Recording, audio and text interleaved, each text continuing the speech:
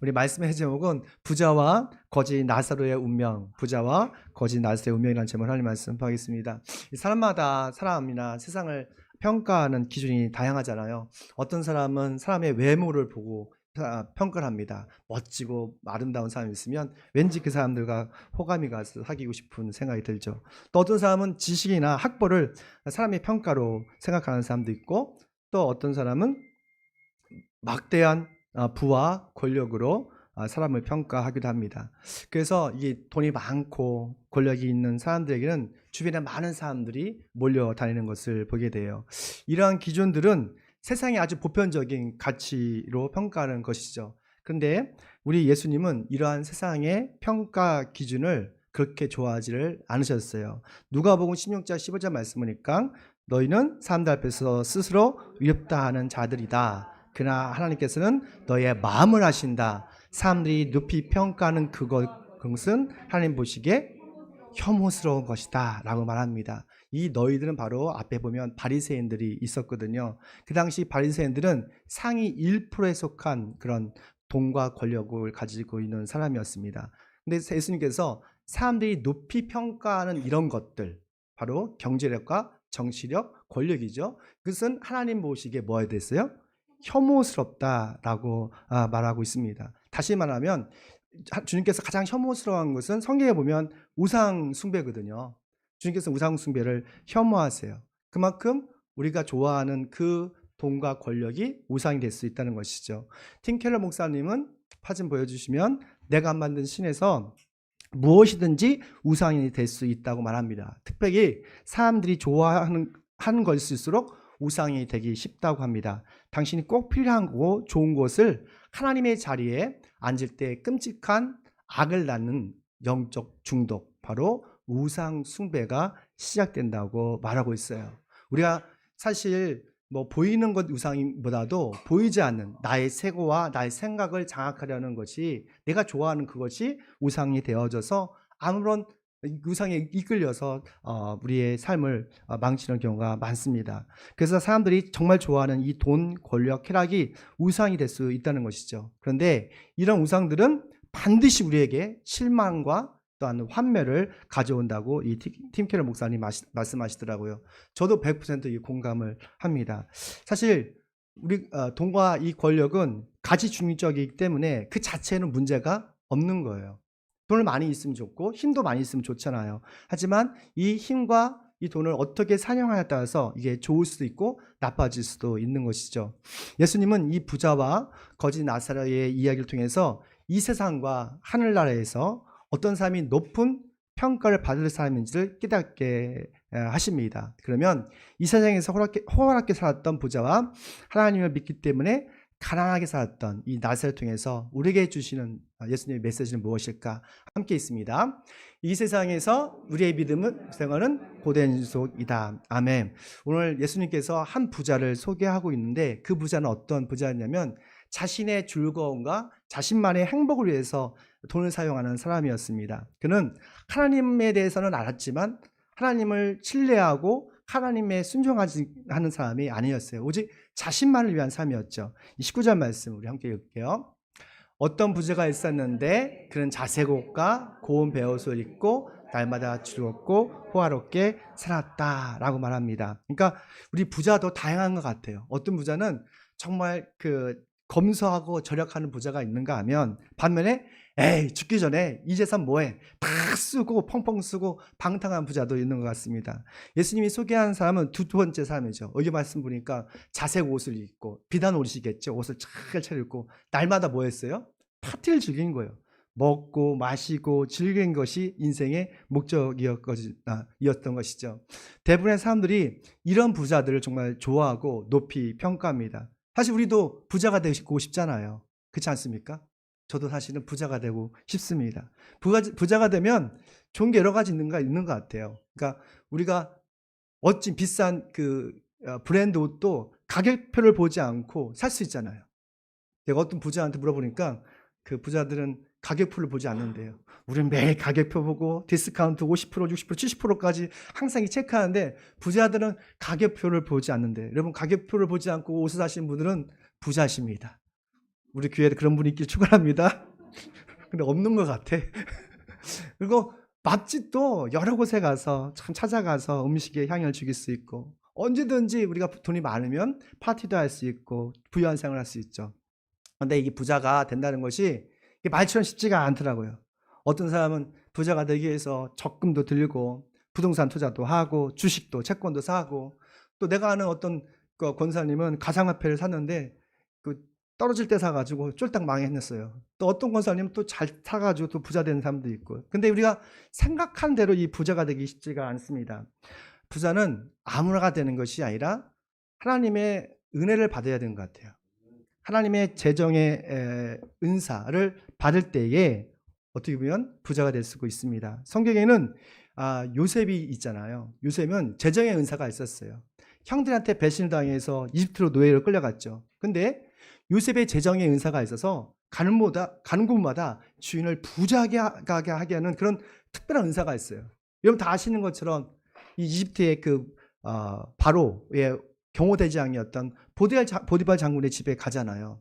그리고 이 보디발 장군이 요셉이 뭔가 있다는 것을 알았어요. 타고난 재능이 있다는 것을 알았어요. 그리고 그에게 자신의 모든 재산을 관리하도록 청지기로서 권한을 줍니다.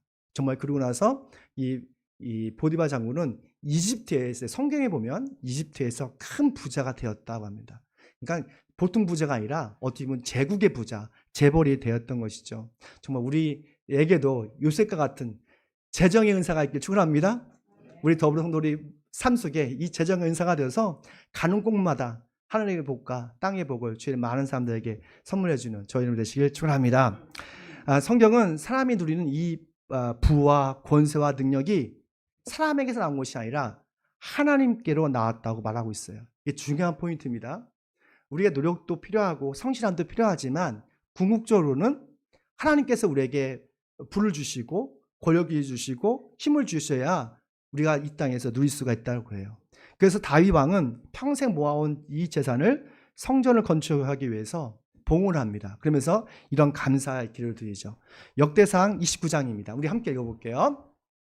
부와 존귀가 주님께로부터 나오고 주님의 손에 권세와 능력이 있으니 사람이 위대하고 강하게 되는 것도 주님의 손에 달려 있습니다. 우리 성경 읽을 때 함께 다 읽어주시니 너무너무 감사합니다. 부와 존귀가 누구로부터 나왔다고요? 그렇죠. 주님께로부터 나왔대요. 그러니까 모든 권세가 하나님의 손에 있다는 거죠. 즉 하나님의 주권에 달려 있다는 것이죠.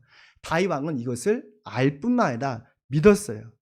다윗 왕은 자신이 누리고 있는 경제력, 이 정치력이 누구로부터 왔다면 하나님께로 왔다는 청지기 정신으로 살았다는 것이죠. 그래서 다윗 왕은 성전을 건축하기 위해서 성경을 찾아보니까 금 3,000달란트를 주님께 드렸어요. 따져보니까 금 100톤이더라고요. 3,000. 이 한 달란트에 34.3kg를 대략 하면 약 100톤입니다. 은 7,000달란트, 약 240톤이에요.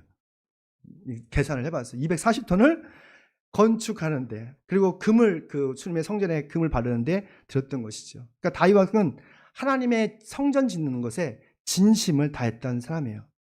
다윗 왕에게 성전은 거룩하신 하나님이 임재하시는 곳이거든요. 지금 우리 이 예배 시간에 주님께서 우리와 함께 하시고 임재하시잖아요. 그러니까 하나님의 집을 향한 마음이 진심이었던 거예요. 다윗은 하나님과 항상 동행하고 싶었거든요.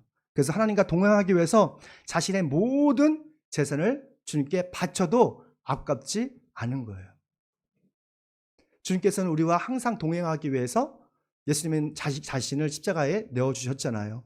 성령을 통해서 지금 이 순간, 이 시간에 우리와 함께 하지 않습니까? 이것을 우리가 믿는 것이 바로 청지기의 모습입니다. 하지만 본문에서 부자는 하나님께 맡겨주신 이 재산, 자신의 행복과 즐거움 위해서 낭비를 한 것을 보게 돼요. 사실 하나님께서는 이 부자에게 많은 부를 주신 거예요. 그리고 주변에 있는 사람들에게 이 부를 잘 하나님의 이름으로 잘 사용하기를 원하셨던 것이죠. 하지만 이 부자는 그 주변에 있는 믿음의 사람들을 더욱 냉혹하게 무시하고 홀대하는 것을 보게 됩니다. 우리 20절 상반절이죠. 있습니다.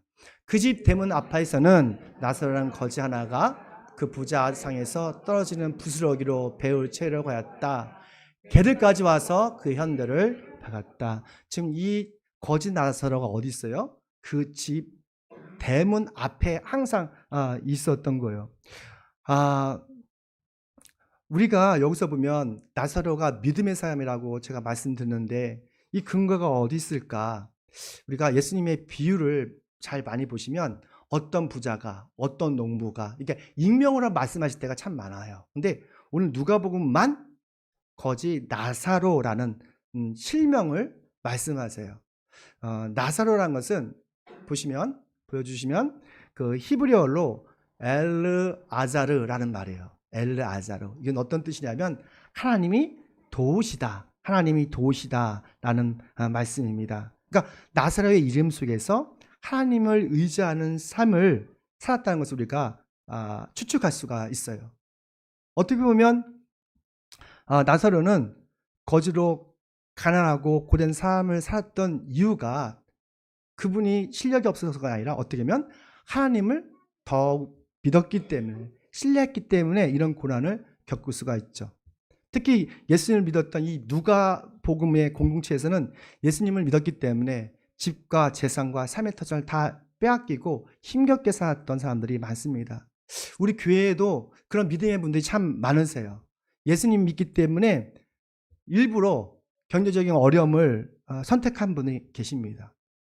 어느 우리 교회 장로님은 주일날 장사를 해야 되는데 그걸 다 포기하고 예배드리러 오는 거예요. 주변 사람들이 그런다요. 왜 주일날 문 닫냐고 휴게소에서 다 그날 사람들이 가장 많은데 근데 문을 닫고 오는 거예요. 어떤 권사님은 재정적으로 참 어려우신데 여전히 아리들을 위해서 컴패니 사역을 하시는 분도 계세요. 또 어떤 내가 아는 그분은 외로운 주변 사람들 돌보기 위해서 자신의 시간과 은사를 헌신하는 분도 계십니다. 이러한 선교적 삶이 어떻게 보면 가난을 선택하는 것이죠. 거짓 나사로는 하나님을 신뢰한 삶 때문에 아주 비참할 정도로 가난했습니다. 나사로는 부자의 상에서 여기 보니까 떨어지는 부스러기 빵을 주워 먹어야 했대요. 근데 그 빵도 마음껏 먹을 수 있는 것이 아니라 누가 경쟁했냐면 바로 개들과 경쟁을 해야 됐어요. 21절 하반절 말씀입니다. 있습니다. 개들까지 와서 그의 헌들을 상상을 해보십시오. 그 부자의 상에서 떨어지는 이 부스러기 빵 얼마나 많겠어요. 조금밖에 없을 거 아니에요. 근데 그것도 마음껏 먹을 수가 있는 게 아니에요. 주변에 이게 먹으려고 하니까 주변에 개들이 막 늑탈같이 온 거예요. 아주 지독하게 가난한 거예요. 예수님 때문에. 하나님 믿는 것 때문에 지독하게 가난을 했던 것이죠. 이 세상에서 예수를 믿고 순종한 삶은 어찌 보면 이렇게 힘들고 믿음의 어떤 고생의 연속이라는 것을 보게 돼요. 예수님을 믿는 이유만으로 우리가 경제적인 손실을 당할 수 있고 무시를 당할 수 있어요. 목사라는 것 때문에. 크리스찬이기 때문에. 빵을 주워 먹는 그런 가난을 경험할 수 있어요. 그런데 이 부자는 대문 앞에 이 배고파하는 믿음의 나사로를 보고도 전혀 어떤 긍휼한 마음이 들지 않았어요. 왜냐하면 그 부자는 믿음이 없었거든요. 그리고 오직 자신의 행복, 자신의 만족, 자신을 위해서만 살았기 때문에 그렇습니다. 부자는 하나님의 청지기 삶을 살지 못했던 것이죠. 결국 부자와 거지는 모두가 죽음을 맞이합니다. 우리가요, 죽음을 피할 수 있는 사람은 없어요. 죽음은 우리의 인생의 일부잖아요. 이게 무서운 말일 수 있지만 우리 모두는 태어나면서 죽음을 향해서 한 걸음 한 걸음씩 나아갑니다. 아마도 부자는 배가 불러서 당뇨병으로 죽을 수도 있을 것 같고 나사로는 배고파서 굶주려 죽을 수도 있었을 것 같아요. 분명한 사실은 모든 사람이 죽음을 피할 수가 없다는 것이죠. 근데 그 죽음 후에 아주 무슨 일이 일어나냐면 바로 이런 일이 일어납니다. 함께 읽습니다. 하늘나라에서 우리의 믿음의 생활은 아멘. 아주 반전이 일어나죠. 죽음 후에 부자와 거짓 나사로의 상황은 완전히 바뀌었어요. 판이 바뀌었다 하잖아요. 완전히 판이 바뀌었습니다. 청지기의 삶을 살지 않았던 부자는 지옥에 가고 어떻게 보면 개처럼 취급받았던 믿음의 사람 나사로는 하늘나라에 가서 아브라함의 품에 안겨서 위로를 받습니다. 바로 22절 말씀, 그 말씀하고 있습니다. 거기에는 죽어서 천사들에게 이끌려가서 아브라함의 품에 안겼고 그 부자도 죽어서 묻혔다. 그 부자가 저기서 고통 당하다가 아멘. 제가 목사가 되니까 한 가지 자주 가는 곳이 있습니다. 장례식이에요. 제가 오늘 예배 끝나고도 또 장례식을 제가 아는 목사님의 부모님 돌아가셔서 가야 되는데 장례식을 한 달에 적어도 2번, 3번은 가는 것 같아요. 제가 또 장례를 또 치른 적도 있고요. 이때 되면 우리 장군사님 생각 많이 나는데 여튼 장례식에 가보면 예수님 믿는 가정과 믿지 않는 가정이 정말 다른 것을 보게 돼요. 그러니까 믿지 않는 가정은 정말 슬픔이 가득해요. 절망과 슬픔이 가득 차서 되게 우울한 걸 보게 돼요. 그러나 믿음의 가정은 달라요. 평안이 있고 안식이 있고 또한 여유가 있는 것을 보게 됩니다. 왜냐하면 그런 믿음이 있던 것 같아요. 고인이 더 이상 육체적인 고통과 눈물이 없는 하늘나라에 가셨다는 믿음이 있기 때문에 마음에 좀 평안이 있고 안식이 있는 것을 보게 됩니다. 그리고요, 진짜로 이 고인을 보면 예수님을 잘 믿었던 분 보면 얼굴에서 이 평안을 볼 수가 있어요. 우리가 한 번도 죽어보지 않았기 때문에 어떤 죽음에 대한 두려움이 있죠. 근데 분명한 사실은 성경적으로 보면 우리가 이 세상을 떠나는 그 순간에 우리 영혼이 나오는 순간에 천사가 온대요. 예수 믿는 잘 믿는 분들은. 그러니까 천사가 와서 그분들을 배웅해서 하늘나라로 간대요. 그런 간증을 저는 많이 들었습니다. 그리고 성경도 그렇게 말씀하고 있고요. 저는 이걸 믿어요. 우리가 영원히 예수님을 잘 믿다가 우리가 사망하는 그 순간에 천사들이 쏙 와서 우리를 배웅해 갈 거예요. 그리고 우리 영혼은 하늘나라에 갈 걸 믿습니다. 그래서 예수를 믿는 우리에게 죽음은 인생의 종착역이 아니라 천국에 올라가는 계단과 같습니다. 어떻게 보면 천국의 계단이죠. 어느 예수님께서 제자들에게 복음을 전하고 파송했었어요. 그러니까 제자들이 말씀을 전하고 하니까 귀신이 떠나고 기적이 많이 일어나는 것을 보았습니다. 너무너무 기쁜 거예요. 그때 주님께서 하신 말씀이 있어요. 귀신들이 너희들에게 굴복하는 것을 기뻐하지 말고 너의 이름이 하늘나라에 기록된 것을 기뻐하라. 무슨 말씀이에요? 우리 일상에서 성공하고 영적으로 전쟁에서 승리하는 것보다 더 기뻐할 것은 우리 이름이, 여러분의 이름이 하늘나라 생명체에 기록됐다는 거예요. 구원의 기쁨으로 기뻐하고 감사하는 거예요. 우리 사업이 잘 될 수도 있고 못 될 수도 있고 우리가 아플 수도 있어요. 감기 걸릴 수도 있고 뭐 귀가 안 들릴 수도 있고 걷지도 못할 수도 있고 그런 것보다도 우리가 나의 이름이 하늘나라에 있다는 거. 우리 아까 찬양했잖아요. 잠시 세상에 내가 살면서 항상 찬송하다 부르다가 이게 찬양 보면 저는 참 기뻐져요. 하늘나라를 생각하거든요. 죽음은 끝이 아닙니다. 하늘나라가 여러분을 위해서 이 놀라운 하늘나라가 준비되었어요. 그것을 생각하면 왠지 마음에 기쁨이 있고 감사가 있는 것이죠. 저는 개인적으로 하늘나라를 생각할 때마다 정말 기쁘고 감사합니다. 왜냐하면 우리가 하늘나라 딱 가는 순간에 천사의 배웅을 받아서 하늘나라에 가면 예수님께서 친인이 오셔서 맞이해 주실 거예요. 수고했다. 그걸 안아주실 거예요. 성경에 보면 우리의 눈물을 닦아주시고 다시는 슬픔과 고통이 오는 곳에서 너희를 위로해 주실 것이라고 말씀하고 계셨습니다. 요한계시록 21장입니다. 있습니다. 그들의 눈에서 모든 눈물을 닦아주실 것이니 다시는 죽음이 없고 슬픔도 울부짖음도 고통도 없을 것이다. 이전 것들이 다 사라졌기 때문입니다. 아멘. 이 말씀 믿으십니까? 저는 믿으십니다. 그래서 우리는 죽음도 두려운 게 아니에요. 이 죽음을 기다려요. 그리고 그 죽음 후에 우리를 맞아주실, 우리 눈물 닦아주실 예수님을 기대합니다. 그래서 오늘 하루도 우리가 기뻐할 수 있는 것이죠.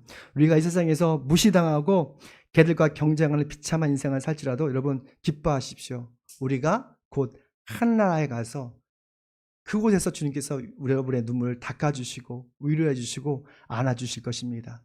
그리고 우리는 예수님과 함께 영원한 생명을 누리게 될 것입니다. 그러니까 주님 오실 그날까지 믿음으로 가지고 믿음을 인내로 끝까지 이겨내시길 축원합니다. 반면에 부자는 여기 보니까 지옥에 갔다고 해요. 우리 지옥이 게한나 또는 하데스 말하는데 이것은 하데스라고 말하는데 영원히 어떤 고통을 당하게 됩니다. 죽음 후에 천국과 지옥이, 요즘은 천국과 지옥에 대한 설교를 하지 않습니다. 설교를 많이 보면. 근데 우리 교회는 천국과 지옥을 설교해야 될 것 같아요. 왜냐면 이게 어떻게 보면 가장 근본적인 메시지이기 때문에 그래요. 복음이기 때문에 그렇죠. 천국과 지옥은 실제로 합니다. 여러분 믿으시죠? 왜냐면 성경이 그렇게 말하기 때문에 그래요. 사실 하나님이 지옥을 만드신 목적은 사람들을 지옥에 보내려고 만드신 게 아니에요. 사실은 천사들을 지옥에 가두려고, 아비소스에 가두려고 지옥을 만든 것이었어요. 그래서 이 지옥은 사람이 감당할 수 있는 그런 곳이 아니에요. 너무 고통스럽고 아프기 때문에. 그곳은 하나님의 은혜가 1%도 전달되지 않는 곳입니다. 그래서 부자가 나사의 손가락에 물 한 방울만 이렇게 찍어주시면 내가 내 입이 시원하겠습니다 라는 말을 하잖아요. 그러니까 절대적인 하나님의 심판과 정의가 있는 곳이 바로 지옥이에요. 결코 은혜가 없습니다. 예수님은 이 지옥과 그 고통을 이렇게 말씀하고 있어요. 지옥의 고통에 대해서 마가복음 9장이죠. 있습니다. 네 돈이 너를 죄짓게 하거든 그것을 빼어버려라. 네가 두 눈을 가지고 지옥에 들어간 것보다 차라리 한 눈으로 하나님 나라에 들어간 것이 낫다. 지옥에서는 그들을 파먹는 구더기도 죽지 않고 불도 꺼지지 않는다 라고 말합니다. 그러니까 예수님은 우리의 눈과 또 손이 번제하면 어떻게 하는 거예요? 잘라버리라는 거예요. 눈을 뽑으라는 거예요. 그 고통이 지옥 가는 것보다 더 아프지 않다는 거예요. 우리 땅에서 많은 고통이 있지만 차라리 그 고통을 겪고 지옥 가는 것보다 천국 가는 것이 더 낫다는 거예요. 그만큼 불타는 지옥은 사람이 견딜 수가 없는 곳입니다. 사람들이 다른 것보다 죽음을 두려워하는 이유가 죽음 후에 하나님의 정의로운 심판이 있기 때문이라는 것을 알기 때문에 그래요. 하나님께서는 염소와 양을 가르듯이 생명책과 사망책에 기록된 대로 아주 명확하게 구별해서 심판하실 것입니다. 우리가 하늘나라의 생명책에 기록된다면 이 세상의 모든 이 죽어가는 그 사람들 다 사랑할 수가 있어요. 전 요즘 며칠 전에 윤동주 시인을 읽어봤는데 모든 죽어간 것을 사랑해야지 이게 무슨 뜻이었을까라고 생각해봤는데 이분이 정말 믿음의 사람이었구나라는 생각을 하게 돼요. 우리가 하늘에 속한 사람들은 모든 죽어가는 것들을 사랑할 수 있고 용서할 수가 있어요. 왜냐하면 예수님께서 우리의 모든 죄를 용서하시려고 희생하시고 자신의 전부를 내어주셨기 때문에 그래요. 우리가 예수님을 믿고 구원을 받은 사람이라면 좀 용서할 필요가 있어요. 사실 우리 마음속에 증오하는 사람이 있잖아요. 미워하는 사람들 있잖아요. 근데 정말 우리가 예수님의 그 사랑을 받고 구원받은 사람이면 우리가 용서받을 걸 안다면 모든 사람들을 사랑하고 용서해 줄 걸 믿습니다. 그래서 내가 아는 어떤 그 목사님 이런 말씀을 하시더라고요. 이 세상에서 내가 예수님 믿고 가장 좋은 것은 미워하는 사람이 없다는 거예요. 그리고 두려운 사람이 없다. 그리고 증오한 사람이 없다. 이 말씀이 되게 쉬운 것처럼 보이지만 되게 어렵습니다. 그 실명을 말씀드리면 최춘선 그 목사님이세요. 그 목사님이 그 나중에 그 팔복이라는 그 다큐에서 마지막에 하신 말씀이에요. 내가 예수 믿고 깨달은 것은 알게 된 내가 가장 좋은 것은 미워한 사람이 사라진대요. 그분이 애국 투사였거든요. 많은 배신도 당하고 옥에 갇히기도 하고 자기 전 모든 많은 자산들을 또 억울하게 뺏겼던 그런 분이거든요. 근데도 미워한 사람이 없대요. 그리고 두려운 사람도 없대요. 난 사실 두려운 사람이 있거든요. 그렇지 않습니까? 사람마다 다 두려워하고 걱정하는 게 있잖아요. 정말 우리가 하늘에 속한 사람이라면 또는 우리가 생명체에 기록된 사람이라면 이런 신앙의 고백을 할 걸 믿습니다. 우리가 정말 이 땅에서 미워한 사람도 없고 두려워하는 사람이 없는 그런 믿음의 사람이길 축원합니다. 그런데 이 세상에서 부자들이라면 부자하면 다 지옥 가는 건가요? 그렇지 않아요. 이 부자는 이 재산이 많아서 지옥 간 것이 아니에요. 부자가 자신만을 위해 사치스럽게 자기만을 위해서 자기 인생을 위해서만 살았기 때문에 그래요. 하나님을 찾지도 않고 하나님을 믿지도 않고 또한 청지기로서 선교와 구제를 하지 않았기 때문에 지옥에 간 것이죠. 하나님께서 은혜로 주신 이 자산을 오직 자신만을 위해서 살아갈 때 그런 사람들은 지옥에 갈 수밖에 없는 것이죠. 우리가 성경에 보면 부자이면서 예수님을 잘 믿은 사람이 있습니다. 그리고 청지기의 삶을 잘 사는 사람이 있었어요. 그 중에 마태복음 27장에 보면 예수님의 제자 중에 아리마대 요셉이라는 사람이 있어요. 아리마다 요셉. 그는요, 성경에 보니까 큰 부자였다 했어요. 큰 부자. 그리고 산에 들린 공유회에서 의원이었다고 말하고 있어요. 무슨 말입니까? 돈과 권력을 다 가진 정치인이었어요. 예수님께서 십자가 달려 죽으셨을 때 아무도 빌라도에게 찾아가서 예수님의 시신을 달라고 말할 사람이 없었어요. 그런 레벨이 있는 사람이 없었어요. 근데 딱 한 사람, 예수님의 제자 중에 아리마대 요셉은 부자였고, 그리고 산의 공의회의 위원이기 때문에 찾아갑니다. 그리고 예수님의 시신을 주십시오. 그리고 시신을 잘 수습해서 자신의 준비했던 그 새 무덤에 안치했던 것을 보게 돼요.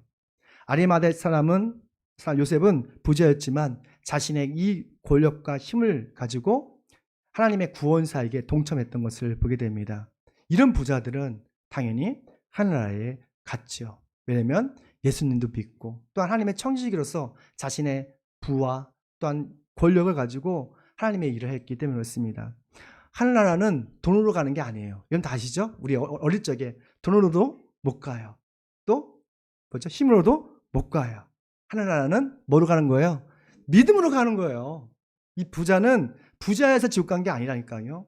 바로 하나님을 믿지 않았기 때문에 그래요. 하나님을 알지만 하나님을 믿지 않고 하나님께 주신 이 부와 권세를, 권력을 자신만을 위해서 욕심스럽게 사용했기 때문에 그렇습니다.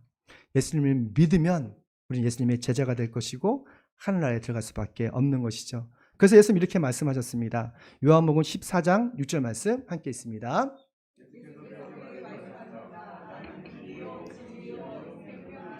나를 거치지 않은 것은 아무도 아버지께로 갈 사람이 없다. 아멘. 이 말씀은 제자 도마에게 사실 하신 말씀인데 4년 내내 예수님은 따라다녔지만 예수님을 제대로 모르고 있는 거예요.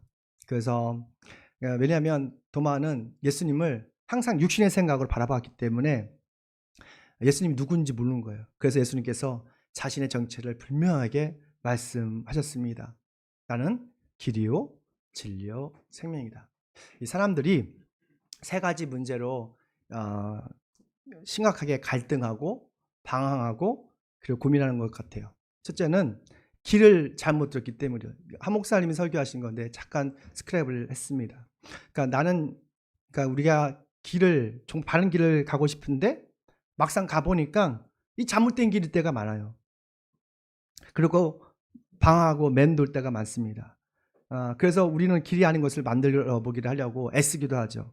두 번째는 여기 진리잖아요. 진리를 잃어볼 때예요. 진리를 잃어볼 때 우리가 갈등하죠. 그러니까 진리라고 생각했는데 거짓이고, 사랑인 줄 생각했는데 배신이었고, 진실인 줄 알았는데 허위된 것이 많습니다. 그래서 우리는 이 가짜를 붙들고 진짜처럼 목말라 하는 경우가 참 많죠. 세 번째는 잃어버린 생명입니다. 그러니까 잃어버린 생명이죠. 그러니까 마네킹처럼 모양은 있어요. 그럴듯해요. 멋있어요. 근데 그 안에 뭐가 없어요? 생명이 없어요. 형태는 있지만 열매가 없는 것이죠. 꼭 죽은 나무를 붙잡고 꽃이 피기를 기다리는 그런 것과 같습니다.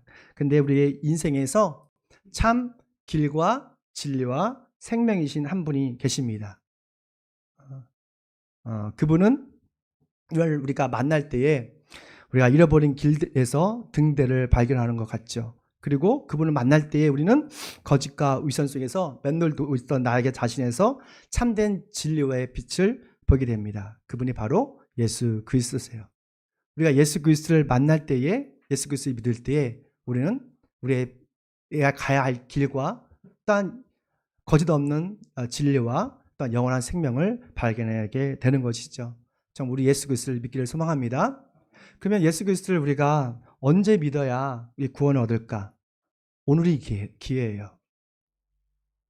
죽음 후에는 구원을 얻을 수 있는 기회가 전혀 없어요. 그래서 오늘 이 시간이 너무 중요한 거예요. 마지막입니다. 함께 있습니다. 오늘이 하늘나라를 선택할 수 있는 유일한 기회이다. 아멘. 사랑의 하나님께서는 하나님의 형상대로 창조된 모든 사람들이 천국에게 가기를 소망하십니다.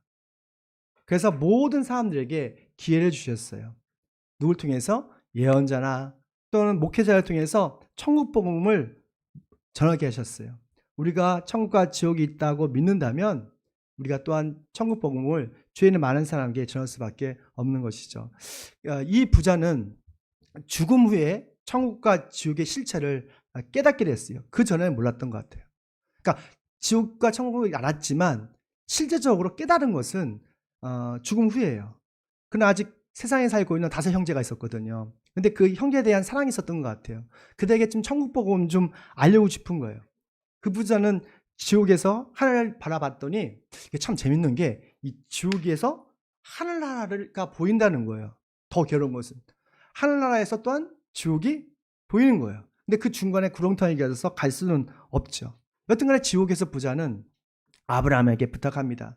제발 나사로를 다시 살려서 우리 형제들에게 보내주십시오. 그러면 천국 복음을 아마 알게 될 것이고 그리고 회개하고 하늘나라 갈 것입니다. 그러자 아브라함은 그들에게 모세와 예언자들이 있으니까 그들의 말을 들으면 충분히 하늘나라에 갈 수 있다라고 말씀하셨어요. 그러자 그 부자는 아주 확고한 말로 이렇게 말합니다. 우리 30절 말씀인데요. 읽을게요. 시작.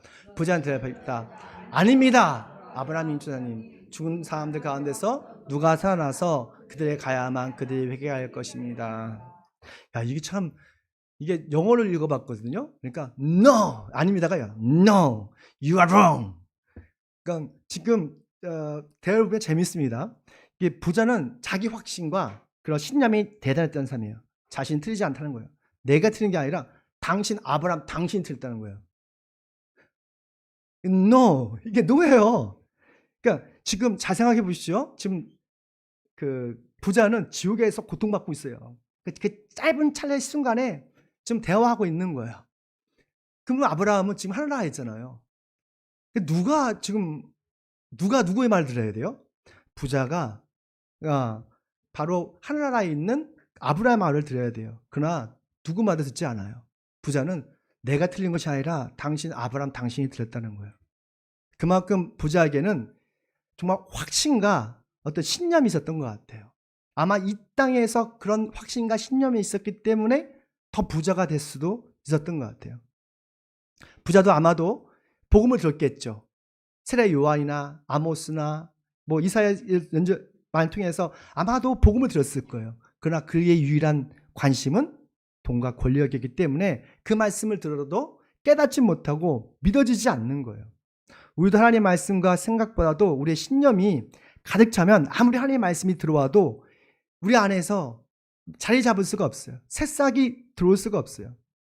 그럼 예수님의 말씀이 아무리 들어도 그 말씀 직접 예수님 오셔서 설교할지라도 그 복음의 씨앗이 우리 마음에 뿌리를 낼 수 없고 믿음의 새싹을 잘 수가 없는 것이죠.